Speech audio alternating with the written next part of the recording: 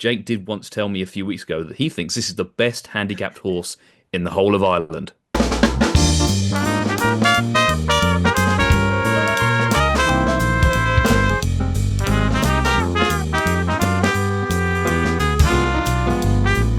Hello and welcome back to The Jump Show. Yes, I may have a similar voice to Tom Bull, and yes, my haircut might be on the same lines, but I am not Mr. Tom Bull. It's the second episode of the season. He's already a non-runner. Shame on Bully, but I'm happy to step in for him. Pleased to make the debut for the Jump Show. Really looking forward to talking to the lads about the upcoming jump season. The flat stuff is still going on. Can I even say the word flat? Is that allowed on this channel? No. But I am. No. I am looking forward to the jump season starting back up, and we've got some handicaps to follow. Episode 2 of the season. Jake, episode 1 went down well last week, and we've got some more handicappers and horse to follow for this season. What more could the audience be looking for?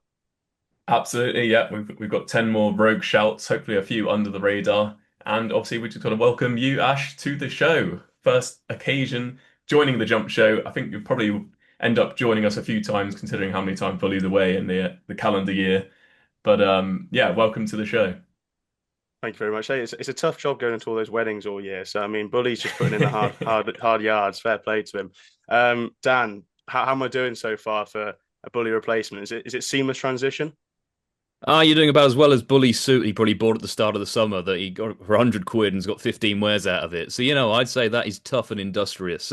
You are cracking on fine, mate. And congratulations as well. New gig just announced. You really are following in Bully's footsteps by joining Racing TV. It's some would say it's a bit suspicious at this stage. No comments. That's all I'll say. Yeah, no, thank you very much. Looking forward to the Racing TV. How's the summer treating you boys? Is it going well, Dan? Going well for you? Oh, it's been great. Yeah, I very much enjoy the time to refresh. I generally don't know how some of you guys do it who are like full on 12 months of the year, like into it. I just need that break by May time. I am completely cooked. So it's been refreshing, but we start to get to that stage in sort of August time where, oh, come on, lads, you've had your fun. The flat stuff's great and fun. You've had some of the classics. Who cares? Let's move on to the really important stuff. Exactly. You couldn't have said it any better. No, I'm looking forward to the jumps and it's we're full of running. It's like a race starts every 3 miles, full of running, and hopefully we stay the distance this time anyway. As we said at the start of the video, there we've got some horse to follow, handicappers to follow, as the boys do very well last week and they're doing it this week. We've got 1 horse from Dan to kick things off, 10 horses in total, 4 from the boys, 2 from myself. Let's get into Dan's first horse to follow of the video. Before we get into today's video, please do remember to hit that like button and subscribe to The Jump Show if you enjoy our content. We are fast approaching 3K subscribers and you could be the one who makes the difference. But let's get cracking with today's video. My first handicapper to follow in the second video in this series is going to be a little bit of a left field choice. It's going to be Daytime Dreaming, trained by Tom Ellis, who had a very good first season with his full licence last campaign, and I expect him to keep on improving in that sphere, and he's a trainer I have a lot of time for. Then this horse is still very inexperienced, but I think he's got a lot of scope to improve this season. He ran for Tom in a maiden point-to-point when he finished second to a certain Miami Magic. Miami Magic was a year older, he had experience behind him, and obviously proved to be a very smart novice hurdler last season, so absolutely no disgrace in that. And then Daytime Dreaming would go on to make his rules debut at Uttoxeter in October in a maiden hurdle over 2 miles, where the race actually panned out to be quite well. He was very keen early on, still finished a very fair 4th, only beaten just over 6 lengths. Weighed Out was the winner, another horse who I think as a handicapper to follow this season would definitely be one to keep on side in the early parts of the campaign. Knight of Helene, who we touched on previously, was back in third, only narrowly ahead of Daytime Dreaming, rated 122. So it was a fair maiden hurdle for the time of year. We've only seen him once more, so he's very lightly raced, and that came at Southwell in a much weaker race. Only really one rival with any form credentials in a horse called Disguised Limit, rated 107. Those two pulled a mile clear, but you always felt that Jack Andrews had the race in safekeeping, was always just stalking the eventual second, and only had to be gently nudged along to take it up and one going away there. Obviously, the form of that isn't exactly standout, but the manner in which he travels through his races from what we've seen, and he was going further and further clear at the line there, suggests this is a horse that has plenty of upside. And I had the privilege of speaking to Tom not too long ago, actually, when I rang up about a completely different horse, but I had the gumption to ask for anything else we potentially should be following Tom for the season ahead. And before I even finished the question, Daytime Dreaming was the horse he came up with. They clearly have some high hopes for him, and he'll start the season on a mark of 117. Based on what he's achieved thus far, that is perfectly fair. You are obviously hoping that, given he's only had 2 starts under rules, 1 starting a point-to-point, there's a lot of untapped potential there for this 5-year-old.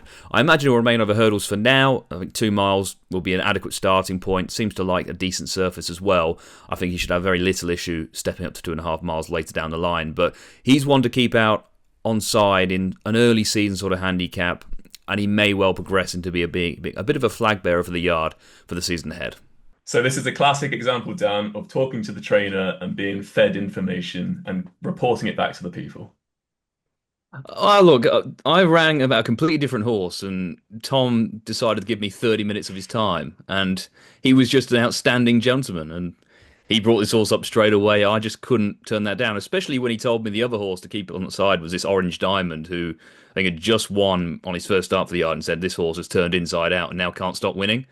Like, that man, he knows his stuff. So who am I to turn that down?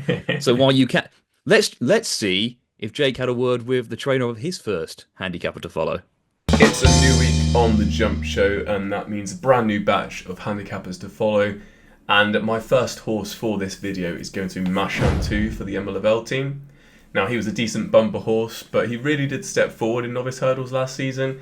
He was second on his debut over the minimum trip behind Celtic Dino at Wincanton in October, where the winner kind of ran away from him that day.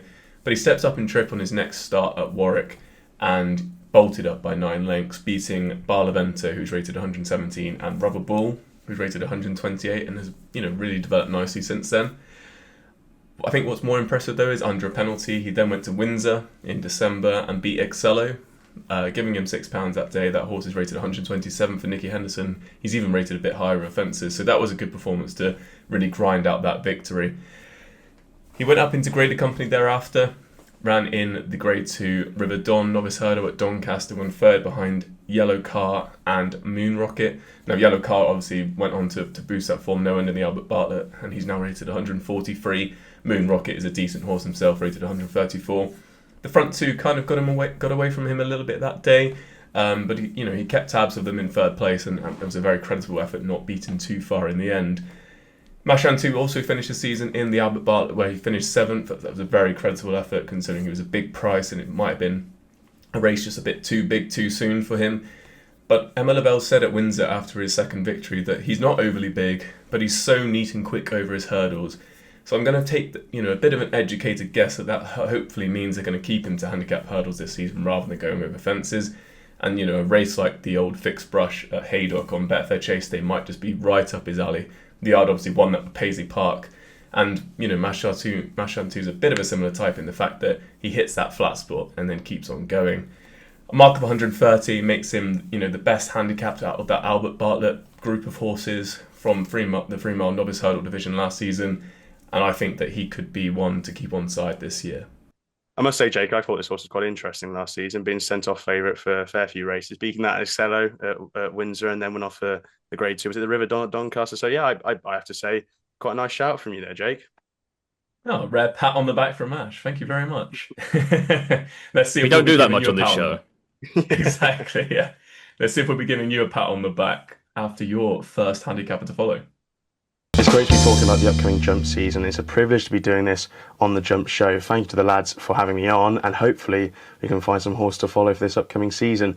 My first one is a horse called Jacquard de Moulin, raced 110 and trained by Paul Nicholls. It was a privilege to be down in Ditch the other week for Paul's open day for his owners. Lots of horses he spoke about. I think he could have a really good season this year, especially in the handicap department. Horses like Below the Radar, Tutti Quanti, Byzantium, they're all going to be well handicapped horses for this season. But Jacquard de Moulin, race 110, he's not going to be on everyone's radar because he didn't win last season, and yet I still think he's that typical horse who, trained by Paul Nicholls, going to improve for A, fences, and B, going up in distance. He started last season in the Leicester Main Hurdle behind Woodland Park, a really exciting horse for Ollie Murphy this season, finished second that day. Nothing really to shout about, but it was his first start of the year, and I think all of Paul Nicholls' horses were improving for their first runs last year. Arguably his best run was his run at Foss last when he finished 4th, travelled really nicely into the race. This was over 2 mile 4, and again, he's one of those horses that just, he looked like, A, the hurdles are getting in his way, and B, that 3 miles and further will be better for him. The classic Paul Nicholls type horses we see year in, year out. But he still ran a really nice race that day. He finished behind a horse called Rossakill, who is a pretty decent horse for Nigel Twiston-Davis, and Willie Twiston-Davis finished 4th in a Class 3 handicap subsequently, and Ben Solo, trained by Rebecca Curtis, who does look quite exciting and could be one of those horses that improves for fences, could potentially be a 130 horse in time. So I thought that piece of form at Fosslas was pretty decent. And had quite a bit of time off, 123 days, went to Chepstow for a maiden hurdle, and again ran a good race here, but just unseated behind a horse called Deep Purple when they were challenging at the third last. Deep Purple is a Dan Skelton trained horse, has tried fences this summer and hasn't got a win on the board yet, but I still think he's quite an interesting horse for Dan Skelton based on his form line with Kaylan, a Fergal O'Brien trained horse from a Warwick bumper last season. So I think there are lots of form lines with this horse that are suggesting he can be a lot better than his mark of 110, and some of the comments from Paul Nicholls on his owner's day were quite complimentary. He said he's going to go to a novice handicap hurdle first start of the season, and if they're not winning first time out of his mark in a novice handicap hurdle, they're doing something wrong. So seems like hopes are quite high for him to A, go well fresh, and B, to be winning off his mark. It looks like it's going to be a novice handicap hurdle and then potentially novice chasing and handicap chasing after that. He is a horse who can be sort of competing in those staying chases going forward for the season. He may sort of improve enough to go in those big ones, talking like Scottish Grand National and races like that. So if he can, that'd be great, but I do think he's a horse who's going to be picking up wins throughout the season, and he's my first handicapper to follow. That is Jacquard de Moulin.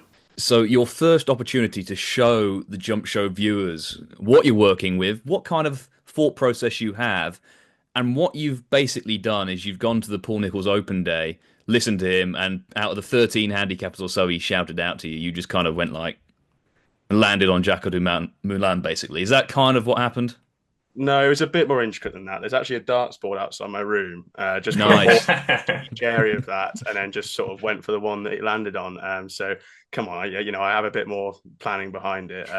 No, I think it could be interesting anyway. The classic step up and trip, and Paul Nicholls just wins races, right? Surely. But we'll go back to your second horse then, Dan. And I must say, if you sort of spoke to a horse, to a trainer for the first horse, are you just picking nice names for your second horse to follow? Because this is definitely, if it's not a horse to follow, it's a name to follow. So it's your second horse to follow for the video.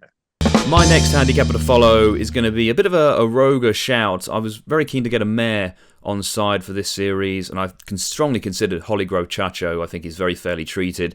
The only concern with her, I guess, for the purpose of this series is, will she even run in the handicap? She may just well go being campaigned like a graded horse. So I'm going to go with a bit more of a lowly rated type in Black Sam Senorita, trained by Joe Tizard. A horse they've always held in relatively high regard, it seems, always spoken of fairly highly in stable tours, and was set some fairly difficult tasks early in her career. She ran in the bumper at the April meeting at Cheltenham, and also earlier last season she ran at Aintree, also in a bumper. So they set her some pretty tough tasks there, always looking like a horse who was just needing some time to really fulfill, I guess, what they saw in her. Disappointed on her hurdling debut when Too Keen didn't jump well, still looking like a work in progress. But since then, there's been lots of signs of improvement. She improved to finish second at Taunton over a sharp 2 miles. The winner had plenty of experience and made all the running. And the third has won 2 of his next 3, is now rated 112, with Black Sam Senorita 5 lengths ahead and giving him £5. So that was a fair effort. Then went on to finish second to Miss Altea Blue, who came into that race rated 130, trained by Paul Nicholls as a 4-year-old, so was getting all the allowances.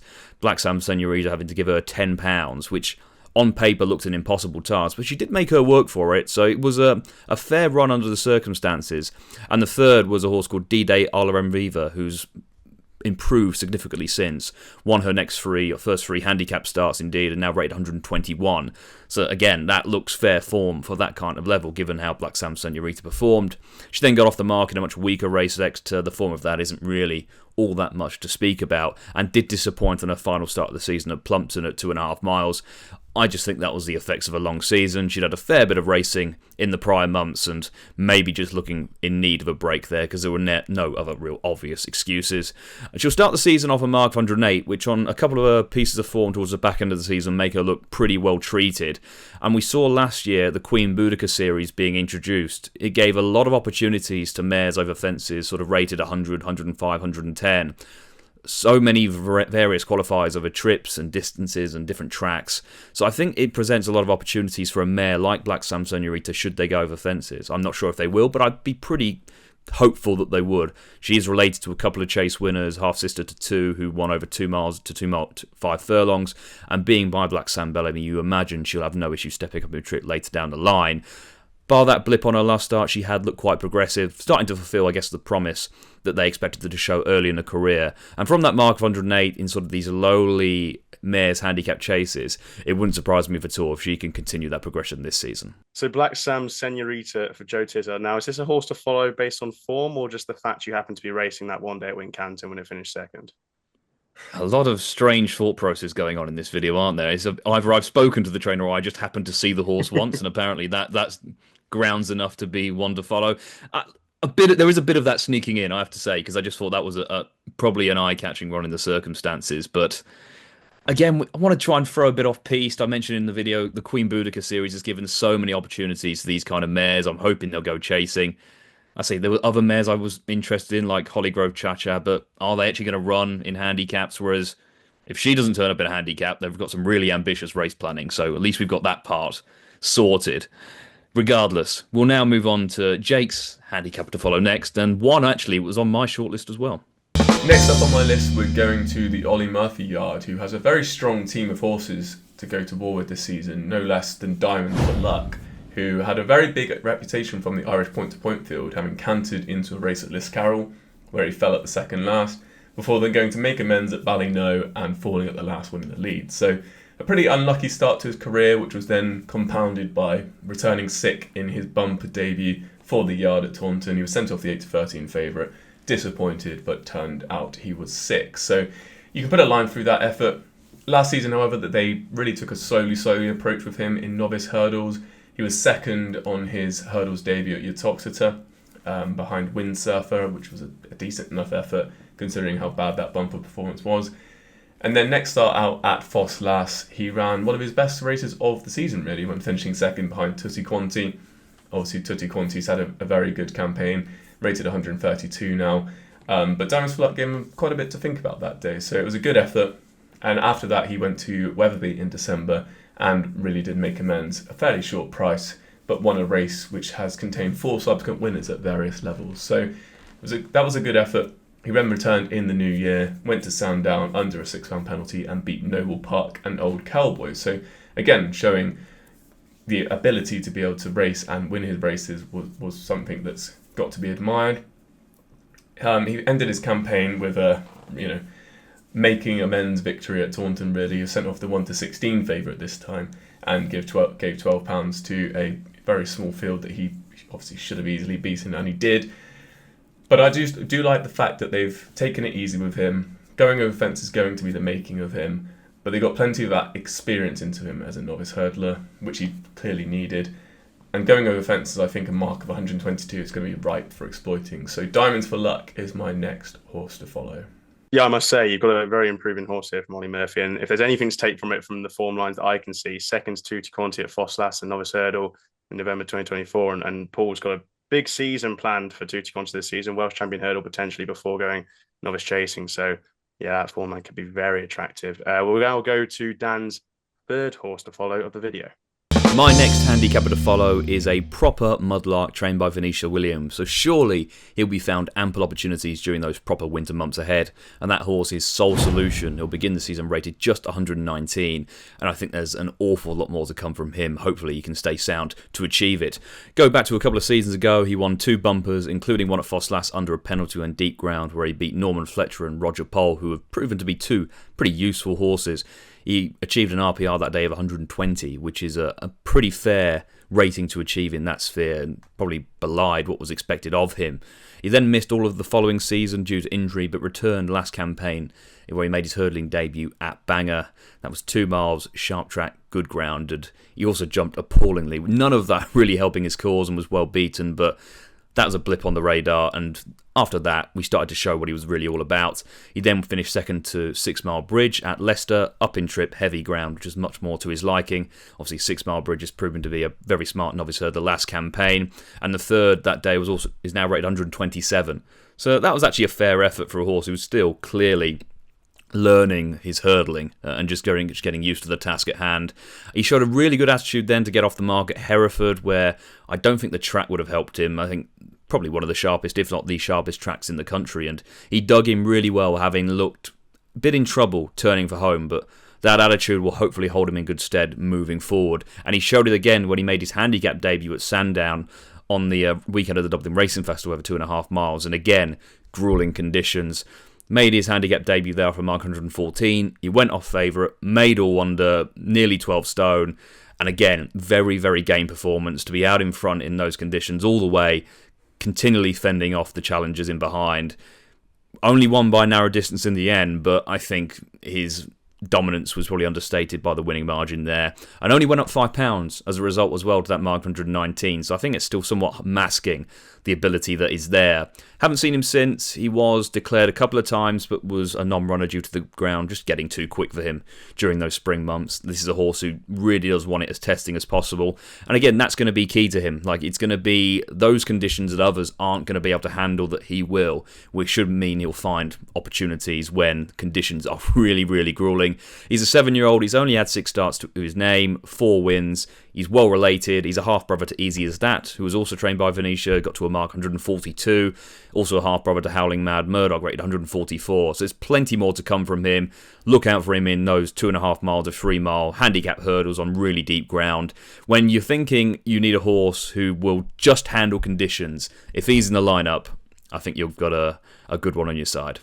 Yeah, I have to say, Dan, when I was putting my list together, Soul Solution was so close to making the cut. So I'm so glad that you picked him up. He's surely a massive chaser in the making, isn't he? Who just absolutely loves the bog. I mean, the ground is key to him. I don't know whether they'll go chasing straight away or not. I know he's 7, but he's also clearly been a bit vulnerable in his time. He's not been the most easy to keep straight. So maybe they'll stick to hurdles. But either way, depths of winter, they're going to find plenty of races for him, invariably, when Venetia's just winning everything in sight. So late November, he'll go off 8 to 11 favourite probably, but he will win and go up in the ratings. That's what we're trying to do, I guess. We'll now go back to the other side of the Irish Sea, and Jake's got another Irish handicapper to follow for us. In keeping with last week, then, we'll now be taking the trip back across the Irish Sea, and my next handicapper to follow is Henry de Bromhead's Skylord. Now, he was a decent enough bumper horse, but on his maiden hurdle at Cork in December, he absolutely bolted up. He beat Capajai Pike, who's won a race since. He beat Ico de Brel, who was in 3rd place, who's also won a race since. And then Pure Steel was in 4th as well, and he's now rated 130. So that was a pretty good piece of form that's worked out quite nicely. And it springboarded him straight on to the Grade 2 Moscow Flyer at Punchestown in January, where he had to make the donkey work out in front. Ran a decent race for a long way, but Salvador Mundi eventually went on to win that. Obviously, he showed his class, taking his form to another level, winning at Aintree, the Grade 1 in April. But Kel Hissoir was in 2nd, Religious Duties was in 3rd, and Skylord wasn't beaten that far in 4th place. Now, Skylord finished his season in the Cheltenham Supreme Novices Hurdle. Connections decided to take their chance despite him being a 50-1 shot, and, he ran a decent enough race considering his price. He ended up finishing in 8th place, and he was actually only half a length behind Errancy, who's obviously taken his form to a whole new level by winning at Fairyhouse and then again at the Punchestown Festival. How much of that form you can take literally obviously depends on how you read it. I'd obviously say that Errancy has improved drastically since then, but Skylord found himself on a mark of 130 after all those 3 efforts, and I just think that if he stays back over hurdles, he really could be picking up a decent prize. As the race at the handicap hurdle at Fairyhouse perhaps could be on the agenda for him. But I do think that he's a talented beast, and even if they do go over fences, he's surely going to be better than a mark of 130 in time. Yeah, probably your archetypal Henry de Bromhead, probably going to make a better chaser type. But do you think they'll go straight over fences, or do you think they've probably got a decent handicap hurdle in him before that? I think there's definitely the option there. With that mark of 130, you can definitely pick up one of these early season handicap hurdles. I think if he was trained in England, that's probably what they would do with him and then send him chasing afterwards. Obviously, the program's a little bit different in Ireland, so perhaps he will just go straight for those beginners and potentially even get a mark over fences as quickly as possible. But either way, as you said, he's a slowly developing type, and I think he'll definitely be developing into a much better horse come the end of the season. But now then, let's go back to Ash and see what he has conjured up for us this time. My second handicap to follow for the upcoming jump season is a horse called Lanesborough, a 6-year-old rated 116 and trained by Ben Pauling. Slightly different horse to Jacques de Moulin in the fact that he had 3 runs in novice and maiden hurdles last season. He finished 5th and 7th, never really landed a blow. Then he went to handicaps and he finished 2nd twice and he won his final start at Warwick. It was men against boys that day at Warwick and I was really impressed by this run. He picked it up from the front quite early and just went away from the field very smartly. It showed a lot of things that day. It showed that it was a class 4 handicap and it showed that he can really compete in class 3 and class 2 handicaps going forward. It showed that he can handle 2 mile free and 2 mile 4 very well because he had been campaigned over 2 miles. He stepped up in trips 2 mile free for Warwick, having ran over 2 mile 3.5 at Chepstow before that, and he just galloped through the line that day there at Warwick. So it shows he can maybe go up and trip to 3 miles in time, and he won off 108. He's now rated 116. I don't think that's really got to the bottom of him yet, so I do think he'll continue to improve on mark 116. As I said there, he ran in 2 points, both over 3 miles. I think he can step up and trip in time, and whether he goes novice chasing or stays over hurdles this season, I'm not quite sure.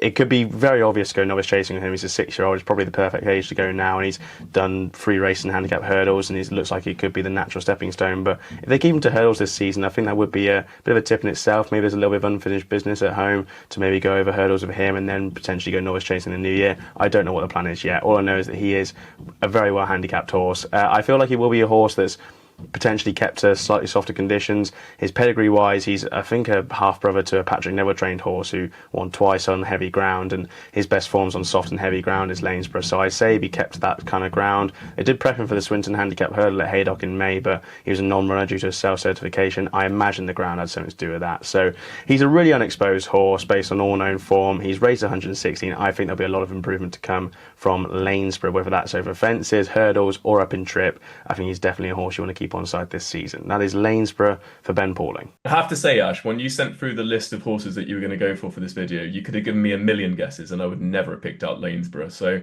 fair play on that one. You've definitely delivered in the under the radar type. Well, I'd probably say half an hour before I gave you the list, I wouldn't have picked Lanesborough. No, I just think he's got a very, very interesting profile, just in the fact that he was quite quiet in those novice and maiden hurdles, and then he's just handicap companies seeing him to best effect. And I'll give a shout out to the big man Ben Pauling, because he did mention him when I went down to the yard. So 2 from 2 there, back of the net. So must be a horse to follow going forward this season. I think he'll be if this rain that's sort of now floating around the area, if this sort of gets soft ground in early October, I think he could be quite smart. But we'll go from Pauling to Pauling then with Dan's final horse to follow of the video, which is another horse coming from Naunton Downs. My final handicapper to follow for this series is going to be the highest rated on my list as well, with a rating of 128, and it's going to be Vanderpoel for Ben Pauling, who arrived pretty late on the scene last season. He only won his point-to-point in late November, where he was incredibly impressive. He beat a horse called Champagne Jury by 10 lengths, who's now with Gavin Cromwell, who went on to win his first bumper start for the yard before finishing a narrow second to Honesty Policy on his hurdling debut. And the distant third that day had been second to Game of Inches on his prior point-to-point start, and then went on to win his next point as well. So the form of that looks rock solid, and he then moved to Ben Pauling for 90,000, which in the current market, based on those achievements, looks a fairly reasonable price tag. He then made his hurdling debut on the 2nd of January, so quickly turned around really, considering when he won his point-to-point. There was good word for him. He was quite strong in the market that day, and he moved through the race stylishly and was probably value for more than a length win in the end. And that race has worked out really well. George's Lad was second. He's rated 128 and was going to play a hand in the finish of the EBF final when he fell, and Rubber Ball was back in third, also rated 128. So it's a trio of 128 rated horses, but I'd be pretty confident Vanderpoel has the most upside of those 3. He then won easily under a penalty at Ludlow in a bit of a nothing race. Not really too much we learned about him that day, before they set their eyes on the Premier Novice Hurdle at Kelso. Went off 6-1 that day, keen early, weakened after being headed at 2 out and pulled up, but apparently came back lame. And I think you could just put a line through that. That wasn't the real Vanderpoel based on what we saw previously. And I'd much rather focus on the impressive style of his point-to-point win and the substance there, and indeed his maiden hurdle win, when I think can uptick that a fair amount. And after that maiden hurdle win, Ben Pauling immediately started talking about potentially this as being an entry horse for the 2.5 mile Grade 1 there. So they clearly think a lot of him.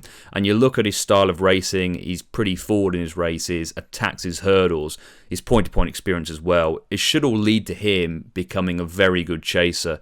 So you start off on that mark of 128. I've got little doubt he's got more talent than that. And if he does turn up in a novice handicap at the start of the season, I think he'd probably take a lot of beating. 2 miles on decent ground would probably be his ideal conditions for now, given that aggressive riding style that he's probably going to be ridden with. Probably little doubt to get 2.5 miles later down the line. So I think an early season novice handicap chase is very much going to be within his range.